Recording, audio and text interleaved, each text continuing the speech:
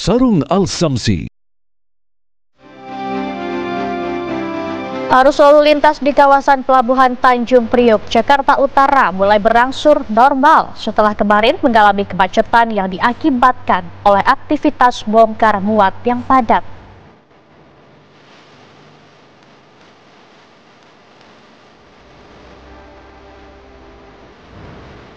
Polres Garut, Jawa Barat membuka layanan posko pengaduan khusus bagi korban oknum dokter cabul yang belum melapor resmi.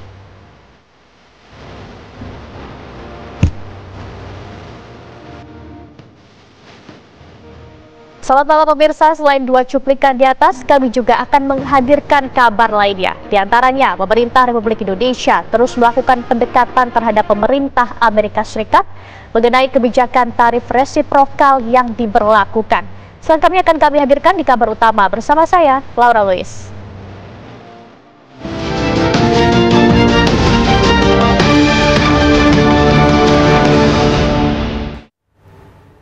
Kita awal informasi pertama pemirsa, kebakaran lagi-lagi terjadi di Jakarta. Sore tadi kobaran api meludeskan rumah kontrakan dengan 11 kamar di Gambir, Jakarta Pusat.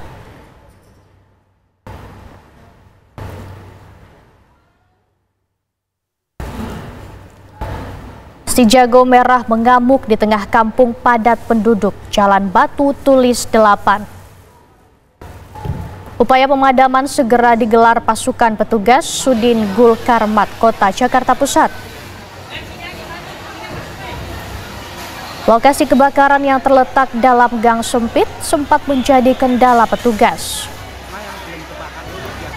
Dalam peristiwa tersebut, seorang warga dilaporkan terkena luka bakar hingga harus dibawa ke rumah sakit.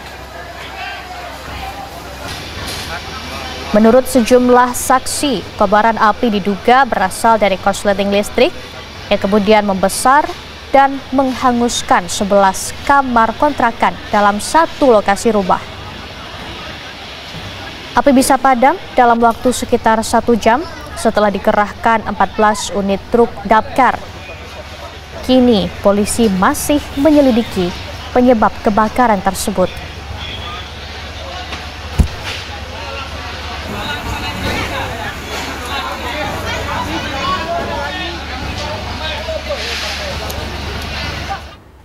Tukang parkir meminta uang parkir Rp200.000 di Bandung, Jawa Barat. Video premanisme itu viral di media sosial yang mengundang kecaman warganet. Pemerintah Kota Bandung pun membentuk Satgas Anti Premanisme untuk memberantas pungli dan parkir liar. Emang ayah parkir gitu? Ayah 200.000 Parkir naon 200.000? Inilah video viral yang menarasikan diduga seorang juru parkir liar melakukan getok parkir sebesar Rp200.000. Video ini viral di media sosial yang membuat banyak warganet mengecam aksi premanisme sang tukang parkir liar itu. Bergerak cepat, pemerintah Kota Bandung pun menelusuri lokasi yang diduga tempat video itu direkam, namun tak menemukan tukang parkir yang berada di dalam video. Dinilai membuat resah, Pemkot Bandung pun membentuk Satgas Premanisme untuk memberantas premanisme mulai dari pungli hingga parkir liar. Mudah-mudahan ini apakah konten atau apa benar. Dalam hal ini kami juga akan menelusuri sejauh mana ini kebenarannya, karena ditakutkannya ini hanya konten. Makanya kami sekarang lagi menyamar, mencari informasi sejauh mana kebenarannya dan untuk ditindaklanjuti dan bekerja sama dengan jajaran kepolisian.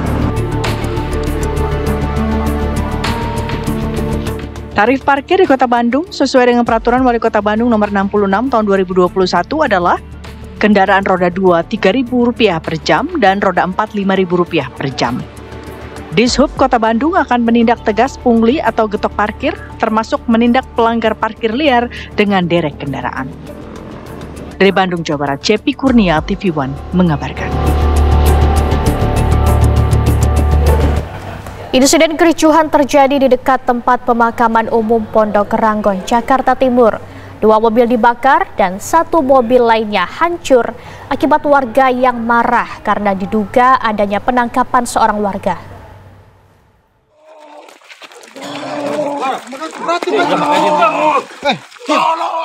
Ini video detik-detik penangkapan warga yang diduga dilakukan oleh aparat kepolisian yang menyamar. Akibatnya, sebuah insiden kemarahan warga terjadi pada Jumat pagi di dekat TPU Pondok Ranggon, Kecamatan Cipayung, Jakarta Timur. Belum diketahui penyebab pasti dari kasus penangkapan salah satu warga tersebut. Namun, kemarahan penduduk memuncak hingga mengakibatkan 2 mobil dibakar dan 2 lainnya dirusak.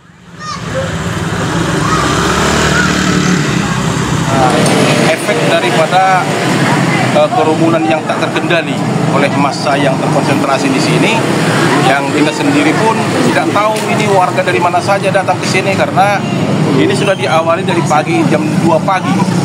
Jadi kita tidak bisa melihat jelas siapa yang melakukan tindakan apa, kita tidak jelas. Nah, ini terjadi konsentrasi seperti ini karena adanya penangkapan seorang warga kita yang adalah ketua yang kita tuakan di sini. Polisi hingga saat ini masih belum memberi keterangan terkait insiden penangkapan dan kericuhan yang terjadi di dekat TPU Pondok Ranggon. Sejumlah aparat kepolisian masih berjaga dan mengamankan lokasi. Dari Jakarta, tim TV One mengabarkan. Polisi akhirnya angkat bicara atas insiden di dekat TPU Pondok Ranggon. Kericuhan terjadi ketika Satreskrim Polres Metro Depok hendak menangkap TS, terlapor kasus penyerobotan lahan dan kepemilikan senjata api. Peristiwa tersebut berasal dari tindakan kepolisian rekan-rekan Satreskrim Polres Metro Depok.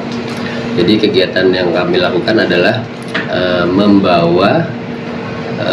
melaksanakan perintah membawa tersangka dan saksi terhadap seseorang yang pada waktu itu diketahui berada di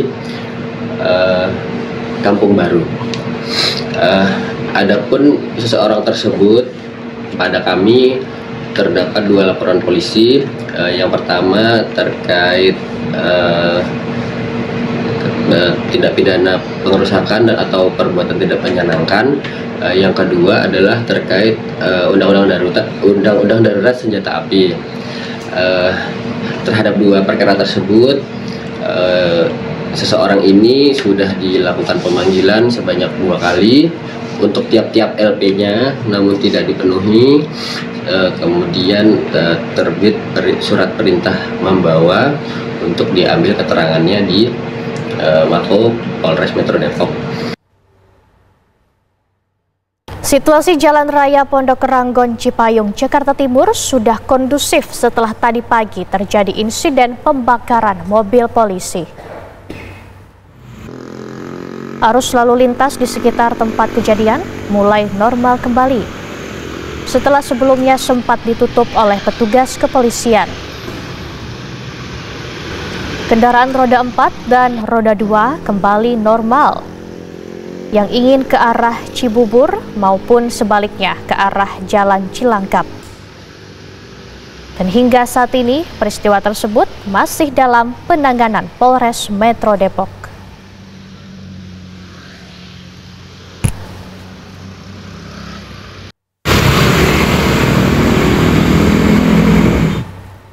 Dua hari terakhir, aktivitas bongkar muat truk mengakibatkan kemacetan panjang di ruas jalan menuju areal NPC Tanjung Priok, Jakarta Utara.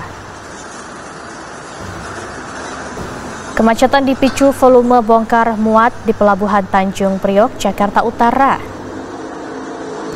Hingga Jumat malam, antrian truk untuk melakukan aktivitas bongkar muat yang tadinya mengular di ruas jalan menuju areal NPC Tanjung Priok kini mulai terurai. Sebelumnya kemacetan di kawasan Pelabuhan Tanjung Priok terjadi sejak Rabu malam lalu. Penumpukan bongkar muat di depo peti kemas untuk melakukan ekspor dan impor barang pasca Lebaran dan menjelang libur panjang menjadi penyebab utamanya.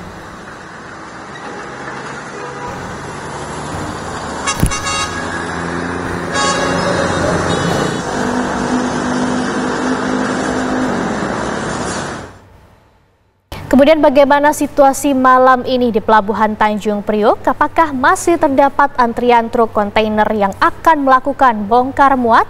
Informasi selengkapnya akan disampaikan rekan kami Zinedine Duhan langsung dari tempat kejadian. Selamat malam Zinedine Duhan, seperti apa situasi di Pelabuhan Tanjung Priok, Jakarta? Ya, Laura dan juga pemirsa, untuk malam ini situasi di Pelabuhan Tanjung Priok, Jakarta, tepatnya ini di luar, di sekitar Pelabuhan Tanjung Priok, ini di jalan yang menuju baik dari Tanjung Priok maupun keluar dari Tanjung Priok menuju ke beberapa daerah. Tadi kami sempat memantau dan berkeliling sebetulnya. Dari arah Cempaka Putih menuju ke Pelabuhan Tanjung Priok ini terpantau sudah sangat lancar. Ini baik jika Anda menggunakan jalan non-tol atau jalan Yosudarso maupun lewat jalan tol yang mengarah ke Pelabuhan Tanjung Priok ini sangat lancar seperti itu. Lalu juga dari arah Ancol menuju ke Tanjung Priok ini lancar, dan juga dari arah Cililitan dan juga Cakung seperti itu ini juga terpantau lancar. Ini berbeda sekali dengan 2 hari terakhir yang mana hingga pagi hari tadi ini kemacetan masih terus terjadi, bahkan hingga beberapa kilo seperti itu. Adapun juga memang beberapa titik-titik kemacetan atau titik-titik yang padat, Laura, ini juga dikarenakan adanya pintu kereta api dan juga ada beberapa truk dengan muatan kontainer yang memang terparkir di pinggir jalan ini. Adapun yang kondisinya juga mogok, ada juga yang memang memilih untuk parkir di pinggir jalan sambil menunggu waktu untuk bongkar muat di kapal atau perhentian selanjutnya. Untuk saat ini sendiri memang situasi masih cukup lenggang dikarenakan juga memang belum dijadwalkan adanya kapal yang nantinya akan bersender di dermaga manapun di Pelabuhan Tanjung Priok. Namun adapun juga memang kepadatan yang kemarin terjadi ini akibat adanya lonjakan yang cukup tinggi dari truk-truk kontainer yang hadir, yang mana juga bongkar muat ini cukup padat. Biasanya untuk satu dermaga ini memang kapasitasnya berbeda-beda. Yang kemarin titik kemacetan ada di NPCT 1 maksimal ini biasanya per hari hanya ada 2.500 kontainer. Namun kemarin yang hadir ini hampir 4.200, artinya ini hampir 100% peningkatannya atau hampir 2 kali lipat dari sebelumnya. Maka juga kemacetan ini pasti terjadi. Adapun juga memang beberapa langkah yang sudah dilakukan oleh Dishub dan juga kepolisian, yaitu adalah koordinasi dengan pihak Pelindo bagaimana untuk mengurai ke dalam beberapa pelabuhan lainnya, hingga juga melakukan beberapa rekayasa lalu lintas termasuk buka tutup lampu merah yang berada di sekitar pelabuhan. Untuk sementara itu informasi yang dapat kami sampaikan sebagai studio, Laura. Baik, arus lalu lintas sudah mulai normal dan lancar kembali. Terima kasih atas laporan Anda, Zinedine Duhan. Selamat bertugas kembali. Pemirsa, PT Pelabuhan Indonesia akan memberikan kompensasi perpanjangan gate pass supir truk yang sudah kadaluarsa akibat keterlambatan masuk pelabuhan pada hari Kamis dan Jumat karena kemacetan panjang. Kemacetan panjang di akses menuju Pelabuhan Tanjung Priok yang terjadi sejak Rabu malam kemarin hingga Jumat siang tadi mengakibatkan truk mengalami keterlambatan untuk dapat masuk ke dalam area NPC 1 Jakarta Utara. Oleh sebab itu, PT Pelindo memberikan kompensasi kepada supir truk yang terjebak kemacetan. Kompensasi tersebut berupa perpanjangan masa berlaku gate pass milik supir truk yang terjebak antrian panjang hingga 1 hari lebih untuk dapat masuk ke area NPC. Karena gate pass supir atau kargo untuk bongkar muat di Tanjung Priok ini masa berlaku hanya dalam kurun waktu 1 kali 24 jam.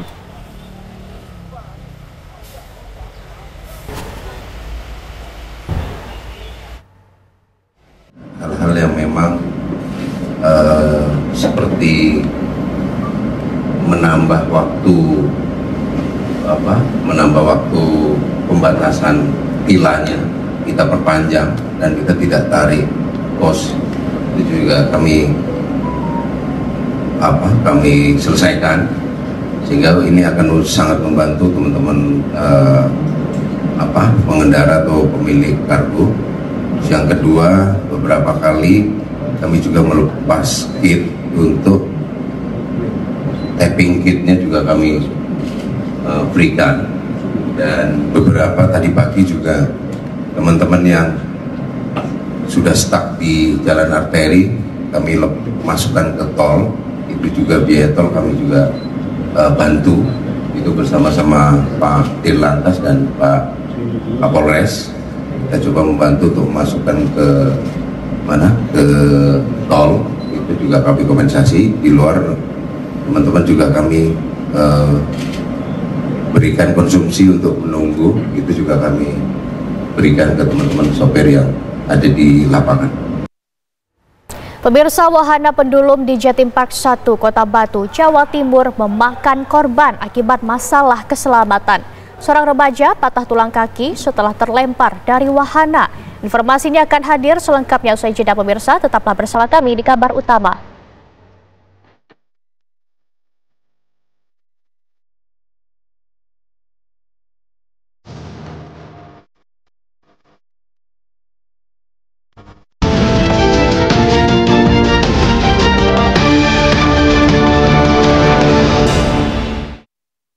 Anda kembali menyaksikan Kabar Utama. Kecelakaan truk bermuatan ribuan dus biskuit menabrak truk pengangkut semen dan pohon di Jalan Raya Bandung Cirebon, Kabupaten Sumedang, Jawa Barat. Evakuasi supir truk yang meninggal di tempat akibat tergencet kabin truk berlangsung dramatis.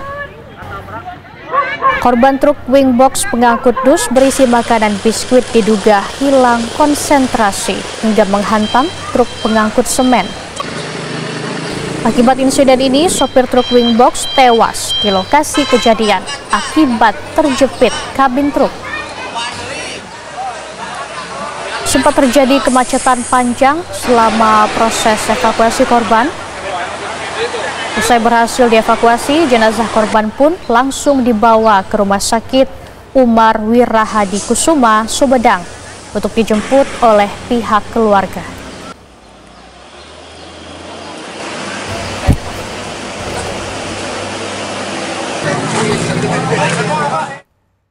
Dua kelompok ormas di Depok, Jawa Barat bentrok. Polisi menangkap 7 orang dan menyita sejumlah senjata tajam. Bentrokan diduga dipicu penarikan motor. Bentrokan antar ormas terjadi di Jalan Raya Bogor, Sukmajaya, ruas Jalan Bogor menuju Jakarta.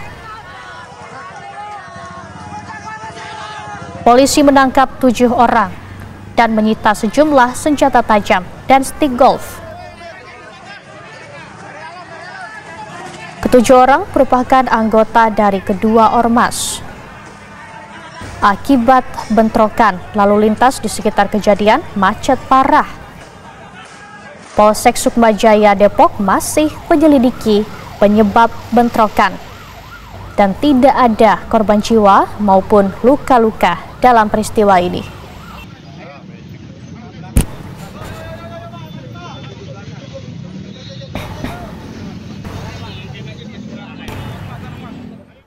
Pemirsa, tim SAR gabungan mengevakuasi 20 penumpang kapal yang terdampar di sebuah pulau kecil di wilayah Kepulauan Aru, Maluku. Para penumpang ini terdampar setelah kapal motor yang mereka tumpangi mati mesin hingga terombang-ambing di tengah laut. Kapal kemudian kandas dan terdampar di Pulau Babi. Insiden terjadi saat mereka berlayar di kota Dobo menuju desa Laninir, Kecamatan Aru Selatan. Setelah menerima laporan, tim rescue unit siaga SAR Dobo bersama potensi SAR lainnya berhasil menemukan para korban dalam kondisi selamat. Tim SAR kemudian mengevakuasi seluruh korban untuk pulang ke kota Dobo.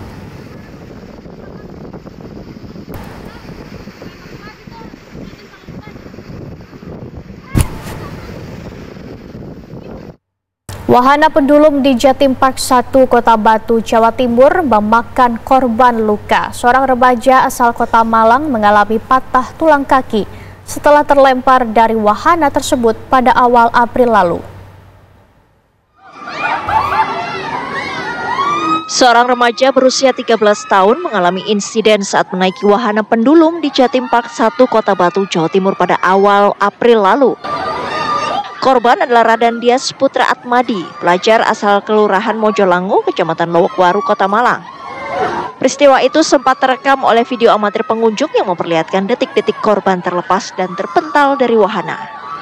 Akibat peristiwa itu, korban mengalami patah tulang kering pada kaki sebelah kanan dan patah tulang jari tengah pada tangan bagian kanan. Saat ditemui di kediamannya, korban menceritakan detik-detik peristiwa yang dialaminya. Waktu pertama kali masuk itu, operatornya bilang gini, "Mas, jangan dipakai dulu, Mbak. Mungkin tujuan sama operatornya, biar operatornya sendiri yang menceklekkan seatbeltnya, yang memasangkan." Setelah itu duduk, operatornya memasangkan dan keliling satu kali untuk mengecek benar-benar. Setelah itu operator menyalakan wahana. Itu kayak yang seatbelt dada ini, itu sistemnya hidrolik atau angin gitu, Mas. Jadi dipasang angin, nanti nutup semua. Giliran sudah dicabut anginnya baru buka. Nah, awalnya emang kerasanya aman banget sampai neken perut saya. Itu wahananya mulai gini, terus sempat 360 kan di tengah permainan. 360 mungkin dapat 3 putaran, mau putaran keempat atau kelima. Waktu di atas di top itu tingginya 15 meter dan kepalanya dijungkir ke bawah, itu seatbeltnya kebuka sendiri. Refleks saya pegangan itu sampai waktu pegangan ini penglihatan saya itu udah nggak jelas gitu, Mas. Soalnya kan ngadepnya kursi ke belakang dan itu ke pontang-panting sudah nggak terlalu jelas. Pokoknya saya pegangan, kalau di video itu pegangan sampai bawah, mungkin itu kepentok besinya yang penahan, itu akhirnya saya jatuh. Hingga saat ini polisi masih melakukan pendalaman terkait peristiwa tersebut. Sementara pihak Jatim Park Group hingga kini belum memberikan keterangan resmi terkait peristiwa tersebut. Dari Malang, Jawa Timur, Edi Cahyono, TV One mengabarkan. Pemirsa, kabar utama masih akan kembali usai jeda dengan informasi Oriental Circus Indonesia membantah tuduhan sejumlah pemain sirkus yang mengaku mendapat kekerasan dan penyiksaan. Kementerian HAM akan memanggil semua pihak yang diduga terlibat. Tetaplah bersama kami di kabar utama.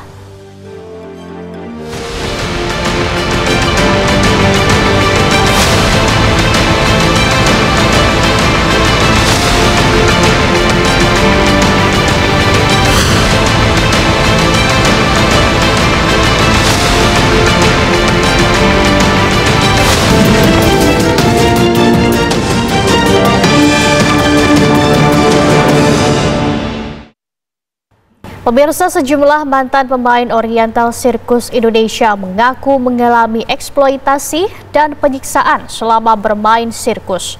Mereka mendorong pemerintah membentuk tim pencari fakta untuk mengungkap dugaan pelanggaran HAM.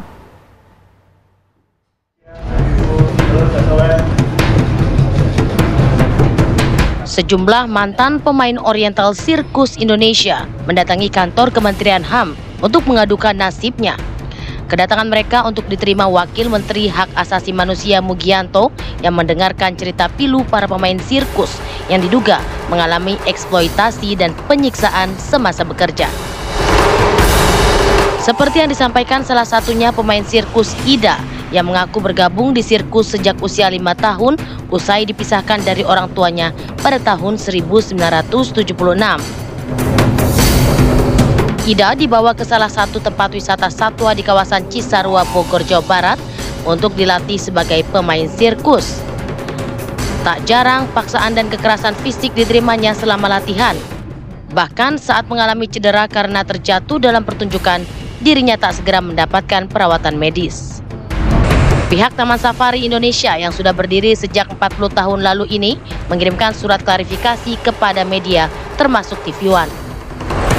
Dalam keterangan tertulisnya, pihak TSI menyatakan bahwa secara kelembagaan, Taman Safari tidak memiliki hubungan dengan Oriental Circus Indonesia maupun dengan para mantan pemain sirkus yang mengadu ke Kementerian HAM. Para mantan pemain sirkus ini mendorong pemerintah membentuk tim pencari fakta untuk mengungkap dugaan pelanggaran HAM yang menimpa mereka. Dari Jakarta, Robin Freddy, TV One mengabarkan.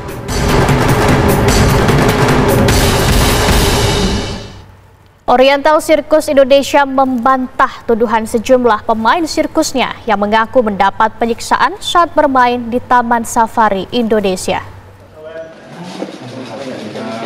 Sejumlah mantan pemain Oriental Circus Indonesia mendatangi kantor Kementerian HAM untuk mengadukan nasibnya. Para pemain sirkus mengaku mengalami eksploitasi dan penyiksaan semasa bekerja. Sejumlah pemain sirkus mendapat paksaan dan kekerasan fisik selama latihan. Bahkan saat mengalami cedera karena terjatuh dalam pertunjukan, dirinya tak segera mendapatkan perawatan medis. Oriental Circus Indonesia membantah tuduhan sejumlah pemain sirkus Oriental Circus Indonesia tersebut. Jadi pengacaranya juga bilang seperti itu, tunggu pihak Oriental Circus, tapi ternyata mereka nggak menghubungi pengacaranya sampai sekarang. Pendisiplinan itu kan dalam pelatihan ya, pasti ada. Saya harus akui pasti ada. Cuma kalau pakai dipukul, pakai besi, pakai apa, nggak mungkin lah. Kalau nanti dia luka malah dia nggak bisa atraksikan gitu ya. Justru kita bisa lihat dari foto-foto mereka kan tidak ada rasa tertekan gitu ya. Tidak ada rasa tertekan dan mereka sangat-sangat happy gitu. Itu satu. Nah kedua berkaitan dengan apa tadi yang disebut penyiksaan itu ya. Itu kan hanya membuat sensasi supaya yang dengar wah serius gitu ya. Kalau benar-benar apakah benar seperti itu ya. Itu juga kan sangat tidak masuk di akal gitu ya perbuatan itu.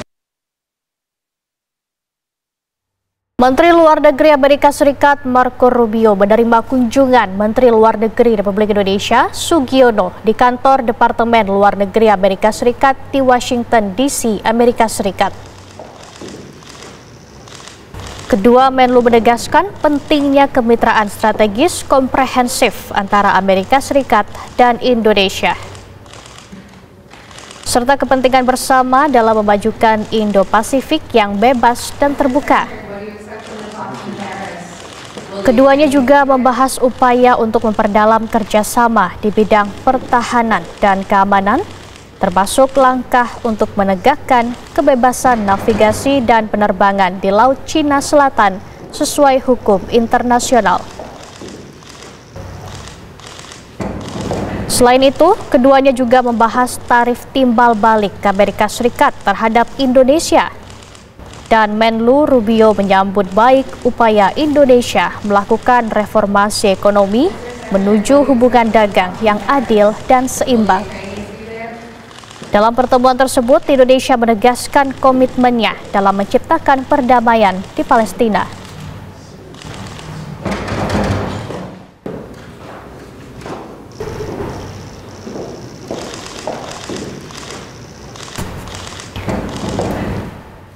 Menteri Koordinator Bidang Perekonomian Erlangga Hartarto memaparkan hasil negosiasi dan diplomasi perdagangan Indonesia Amerika Serikat.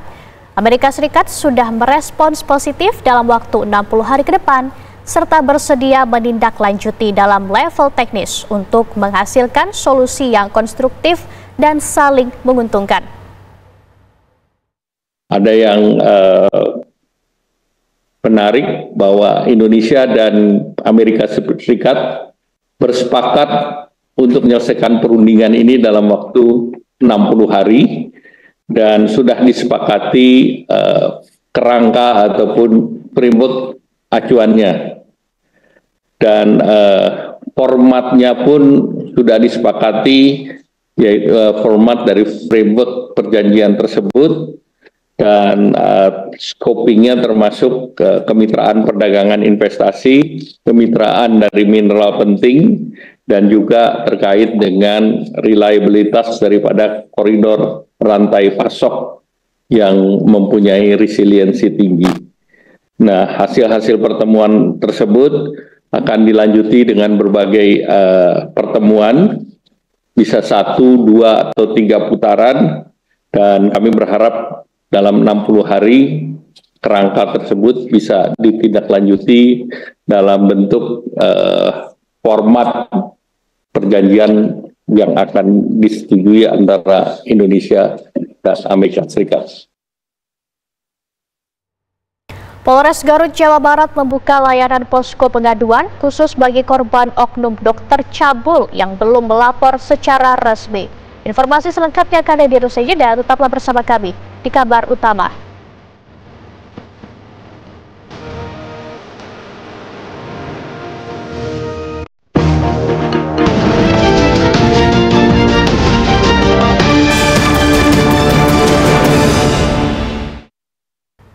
Bencana tanah bergerak yang terus terjadi menyebabkan kerusakan ratusan rumah warga di 4 pedukuhan yang ada di Desa Mendala, Kecamatan Sirampok, Kabupaten Brebes, Jawa Tengah semakin parah. Dari total 127 rumah warga yang rusak, 104 rumah diantaranya mengalami kerusakan berat. Warga khawatir rumahnya akan roboh. Tak hanya itu, bencana tanah bergerak juga menyebabkan infrastruktur jalan perkampungan rusak di sejumlah titik. Titik mahkota longsor berada di Dukuh Kerajaan, Desa Mendala, arah barat laut dengan kemiringan 60 derajat. Bencana tanah bergerak ini membuat warga cemas. Ratusan warga, khususnya wanita dan anak-anak, memilih tinggal sementara di posko pengungsian.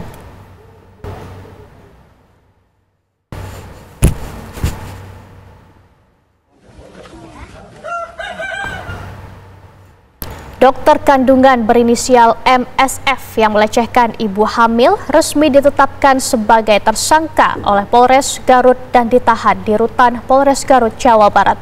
Sementara itu, personel Reserse Kriminal Polres Garut menggeledah tempat indekos tersangka MSF. Polisi mengamankan sejumlah barang bukti tambahan yang diduga memiliki keterkaitan atas laporan korban.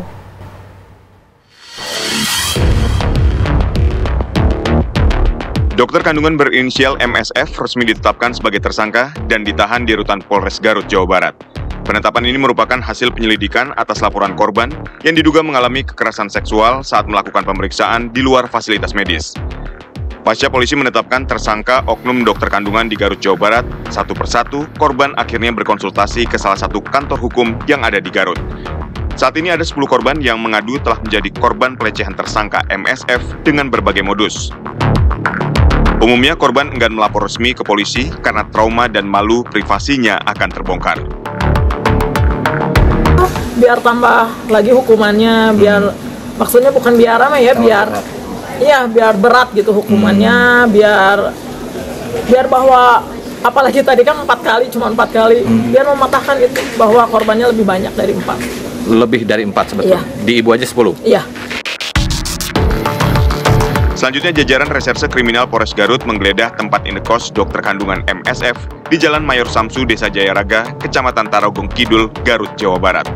Polisi juga melakukan identifikasi dan mengamankan sejumlah barang bukti tambahan yang diduga memiliki keterkaitan atas laporan korban yang pernah dilecehkan oleh tersangka. Pernah tinggal di wilayah Desa Jayaraga di RW 1, Jalan Mayor Samsu. Oh, di situ. Sudah lama di situ. Kalau waktunya saya belum ada info yang lengkap dari Pak RW. Hanya kemarin kedatangan tim dari Polres mengadakan semacam penggeledahan lah ke tempat kosan di mana Pak Dokter itu berdomisili. Oh, gitu. Jadi infonya baru segitu? Baru segitu. Pemerintah Desa Jayaraga mengimbau warganya agar melapor ke polisi apabila menjadi korban pelecehan tersangka. Dari Garut, Jawa Barat, Taufik Hidayah, TV One mengabarkan. Polres Garut, Jawa Barat telah membuka layanan posko pengaduan khusus bagi korban oknum dokter cabul yang belum melapor resmi. Polisi menyediakan ruangan tertutup karena masih banyak korban yang belum membuat laporan resmi. Disediakannya ruang tertutup itu karena korban yang belum melapor khawatir jika identitasnya bocor, serta kerahasiaan privasi diketahui banyak orang. Selain alasan privasi yang takut menyebar, kendala para korban yang belum membuat laporan resmi itu juga dipicu oleh para suami korban yang tidak tahu istrinya menjadi korban pelecehan tersangka. Korban yang mayoritas para ibu hamil itu takut rumah tangganya akan terdampak apabila sang suami tahu istrinya pernah mendapat tindakan cabul oleh tersangka.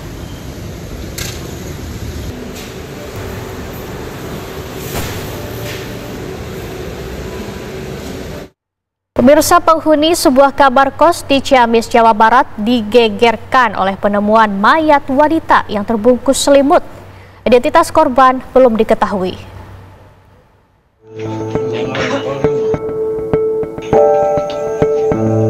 Jenazah seorang wanita ditemukan warga terbungkus selimut di salah satu kamar kos di Jalan Iwakusuma, Pabuaran, Ciamis, Jawa Barat. Polisi yang mendapatkan laporan langsung melakukan olah tempat kejadian perkara (TKP). Namun, petugas tidak menemukan identitas pada korban perempuan yang berusia sekitar 20 tahunan ini. Perempuan atau Perempuan. Perempuan. Ibu tahu, kenal? Kalau sama cowoknya kenal, ada suka jajan ke sini. Kalau dengan perempuannya? Enggak. Enggak. Usianya kira-kira berapa tahun, Bu? Yang cowoknya 28 tahun udah. Yang perempuannya? Yang perempuannya 23 tahunan. Di saat kejadian Ibu ada di mana? Di sini. Di sini ya. Jenazah korban kemudian dievakuasi ke ruang jenazah RSUD Ciamis. Diketahui penyewa kamar kos adalah seorang pria yang baru saja menghuni selama 6 bulan. Saat penemuan mayat, penghuni kamar tidak ada di lokasi. Dari Ciamis, Jawa Barat, Aditya Triwahyudi, TV One mengabarkan.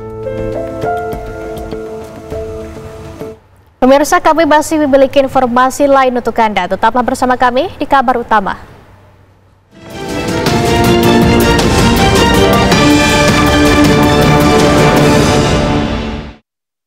Sistem lawan arus atau kontraflow diterapkan di ruas tol Jakarta Cikampek pada libur long weekend dan libur Paskah untuk mengurai kepadatan kendaraan.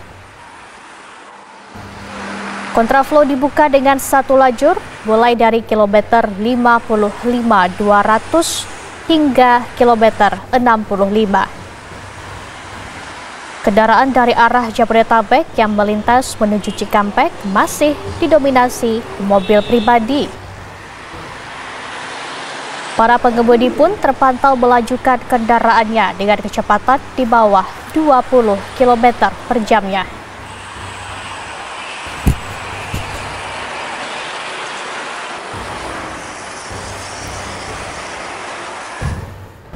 Dan pemirsa, sejumlah peristiwa penting telah mengemuka sepanjang hari ini dari penjuru daerah di tanah air.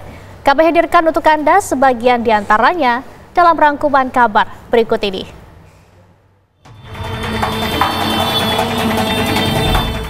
Dua kelompok ormas bentrok di Jalan Raya Bogor, Sukma Jaya, Depok, tepatnya di ruas jalan Bogor menuju Jakarta. Bentrokan diduga dipicu dari penarikan sepeda motor salah satu anggota ormas hingga terjadi bentrokan. Polisi menangkap 7 orang dari kedua ormas yang bertikai dan menyita sejumlah senjata tajam serta stik golf.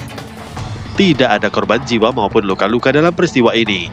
Namun akibat bentrokan, lalu lintas di sekitar kejadian macet parah.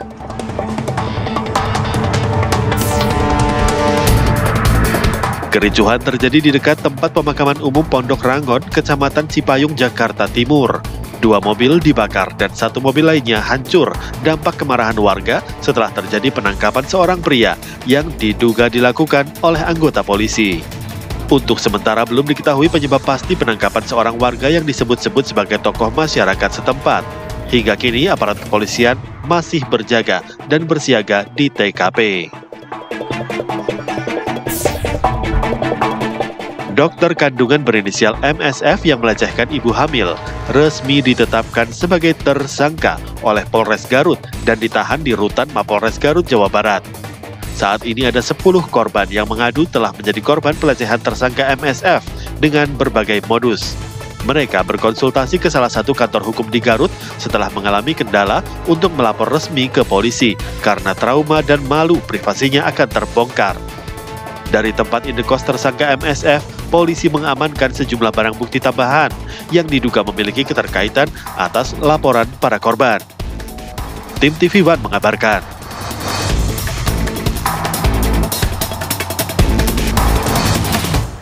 Libur panjang arus lalu lintas kendaraan di gerbang tol Paster yang mengarah ke Bandung dari Jabodetabek terpantau meningkat.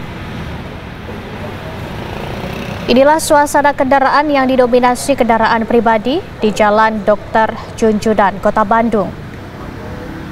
Lalu lintas ramai lancar pada saat libur panjang. Selain itu juga kendaraan yang keluar dari gerbang tol Paster dari arah Jabodetabek mengarah Bandung mengalami peningkatan. Diprediksi peningkatan pada libur panjang kali ini terjadi pada Jumat sore. Tujuannya untuk berwisata di Kota Bandung dan daerah Lembang.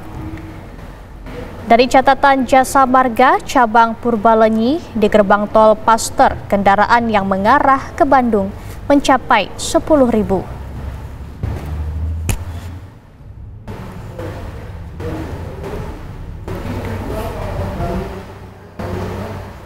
Pemirsa, usai sudah kebersamaan kita di kabar utama malam ini. Setelah ini ada rekan Haidar Faisal yang akan menemani Anda dalam program kabar hari ini. Saya Laura Luis, mewakili kru yang bertugas mengucapkan terima kasih. Selamat malam dan sampai jumpa.